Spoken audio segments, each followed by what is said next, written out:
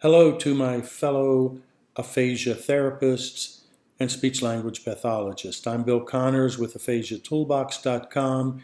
This video accompanies the June 2016 newsletter.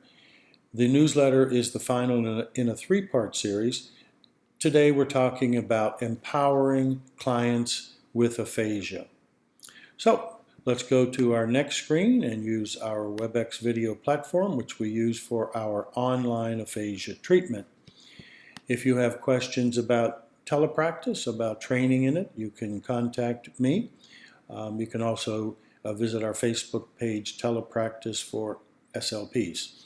In talking about empowering clients with aphasia, we have a few thoughts about how we do it here.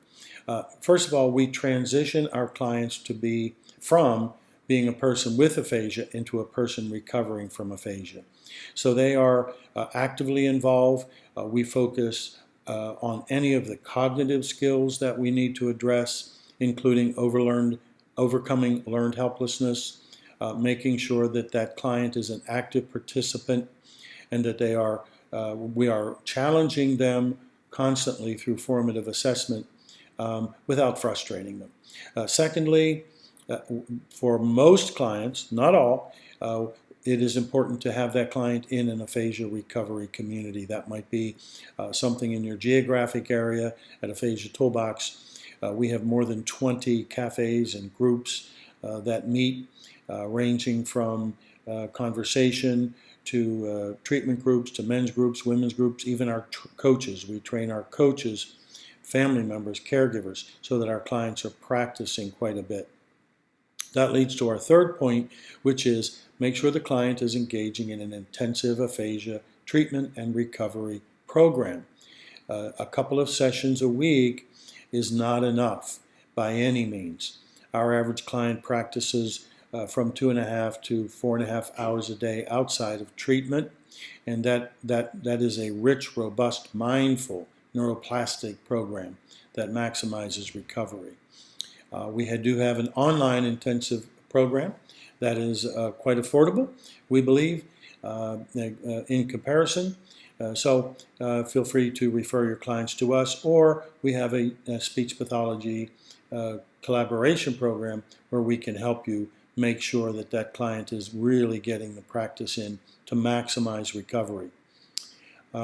Number 4, make sure your client is an independent thinker and an independent communicator. If you look at our sentence patterning treatment tip video, you'll see some techniques that will get that client, rather than depending on your cueing, rather than being dependent on others, that they begin to work from their own thoughts and their own memory and move their propositions through their brain into words and sentences and movement patterns.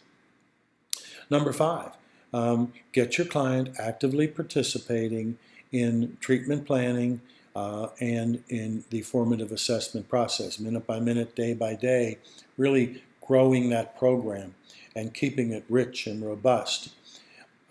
That's certainly part of that patient-centered care that we all talk about. Number 6 is something we're really finding to be very important. The clients that refer to us, who find us, often are suffering from aphasia stress. Mental stress, emotional stress, which is manifested in physical stress. So make sure that that client has eye contact. They are looking at you when you're working with them. They are working from their own memory. They release that stress. And there are certainly techniques on that. One of our recent newsletters had a video on that, and we'll be doing more training with that. So, if you're interested in referring to a client to us or collaborating, you can send an email to Bill at Aphasia Toolbox. You can visit Aphasia Toolbox, and there'll be a pop-up screen that will allow you to immediately get right into our calendar, or feel free to give us a call. Thank you for all the hard work you guys do in the trenches every day, helping people, adults with acquired communication problems, improve their quality of life.